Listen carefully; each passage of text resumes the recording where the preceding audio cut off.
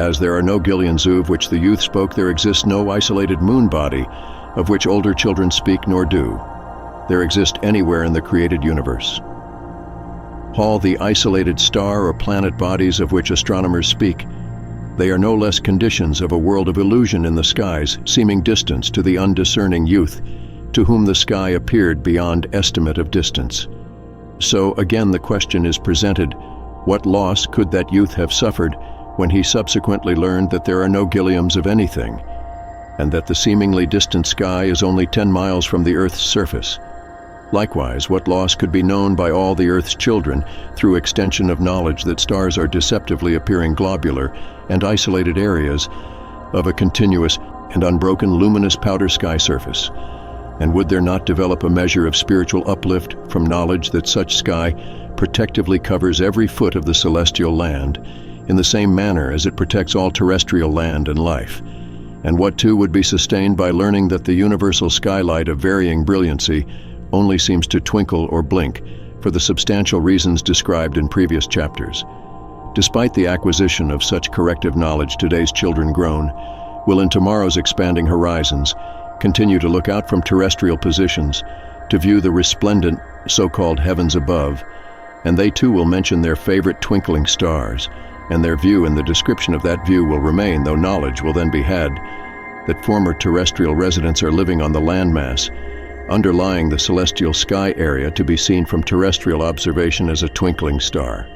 Therefore, the undiscerning lady lecture attendant may take comfort in the knowledge that nobody and own force can take away her stars, the astrologers and their followers, and all zealous star gazers everywhere may know that their stars will endure as long as the universe in its life continued, if the creative force arranging the universal skylight, which permits star patterns to be seen for the reasons they are seen, were to cause this continuance of the sky and its light. There could then be no mortal eyes to behold that the stars were gone for, without protective celestial and terrestrial sky density to produce the light which provides the star appearance. They would then cease to be any semblance of life on Earth or on the universe about us, for astronomy, in its elaborate mechanistic system, the North Star, and every presently charted celestial sky-like point comprising the astronomers. Star charts will remain to observation, and they will suffer no disturbance whatever, other than that of having added to them, through human understanding, their natural underlying and long-denied landmass. And it will then be understood that the underlying landmass is productive of abundant vegetation, and that it sustains human and other animal life. No, the stars are not to be taken away by man's immediate conquest of celestial land areas, which the so-called stars as areas of celestial skylight so competently protect and hide. The religions and their devout members will continue to retain their luminous symbols as the Star of David or the Star of Bethlehem. The presently observed celestial and terrestrial skylight appearances will endure as long as the protective universal sky remains an aspect of God's great miracle and serves as that master builder's universe roof.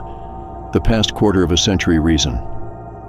April research and exploration has proved that disclosures first made in the presence of the busting cardinal of 1927, it confirms that the so-called heavens above are to be observed from any location of the universal hall.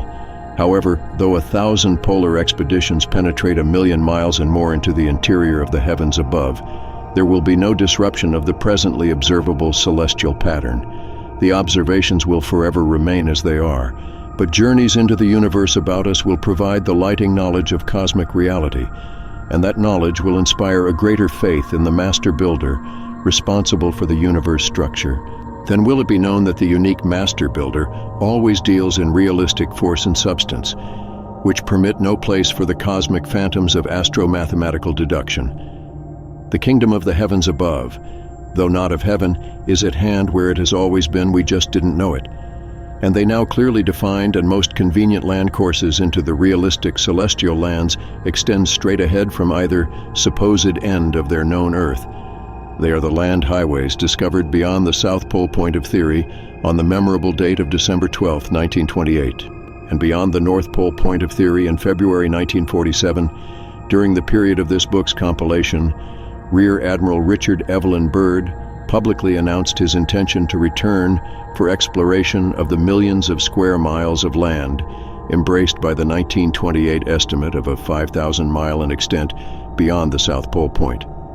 Since that announcement, the U.S. Naval Air Unit penetrated miles of the land. Extend the estimated, yet only a brief mention was made of that surpassing accomplishment of January 13, 1956. As previously explained, it should be realized that the 1928 estimate of land extend constitutes only an elementary evaluation. The 5,000 miles is the greatest possible length estimate until a new estimating point is established at the 5,000-mile location. Then another 5,000-mile estimate of land length will be made, and that process of estimating and penetrating to the estimated length will continue for any number of years, depending upon the speed of their iteration in the worlds beyond the poles.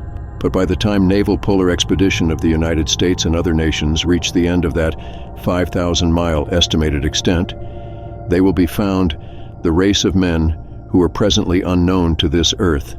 They also have lacked knowledge of their lands, extension into the terrestrial area, and they have made no attempt to penetrate the forbidding ice and storm barrier of the terrestrial southern polar area. Their relation to terrestrial inhabitants corresponds to our plan during European ancestors. Relation to the American Indian of the 15th century, was also without knowledge that the water of the Atlantic and Pacific Oceans was the course to another world. The American Indian was as ignorant of the existing Old World as our European ancestors wrote the Indian's New World. Moreover, the seeming meeting of the sky with the water was as real for the New World Indian as it was for the 15th century European. Hence, the Indian could not have been expected to attempt penetration into a land which was beyond his concept. And he too was afraid of falling over the edge of the earth and being lost in space. The international polar expeditions of 1957-250, it may have penetrated to the estimated 5,000-mile extent beyond the South Pole as progress has continued. Beyond that point, there will be found the numerous racial groups characteristic of this terrestrial area's population. White men will dwell in one area. Black men will live in another area. Yellow men will greet explorers in the land area farther beyond. Brown and copper-colored men will be found to inhabit other areas, all the known changes. And climatic conditions common to terrestrial areas will be found to prevail throughout the land areas containing the various racial groups of worlds beyond the poles. And every area of the land beyond is a spacious highway of the so-called heavens above. For as the illustrative flywheel universe conveyed the longest angle in progress, beyond either terrestrial pole point, bears the relation of being up from terrestrial level study of that figure. One will show that any area of the flywheel beyond the designated terrestrial pole points must, from observation, anywhere between the two poles appear to be up from the area embraced by the poles. Hence, the discovered lands beyond the North Pole and the South Pole are not merely highways into the celestial, they are positive land areas of the celestial, which makes the universe about us, and they represent connecting land courses to the particular land areas of the heavens above, to be observed on the perpendicular or directly overhead from any land area of the terrestrial. The celestial areas having placements in the universe, all at an angle of only 5 degrees beyond terrestrial level, are as much a part of the heavens above as the luminous celestial areas observed at an angle of 90 degrees. They are all connected areas of the continuous universe whole. The factual universe contour and the physical relation of the terrestrial to the celestial presence, that truth stranger than the strangest fiction the minds of men have ever developed. But Ruth is supposed to be stranger than fiction,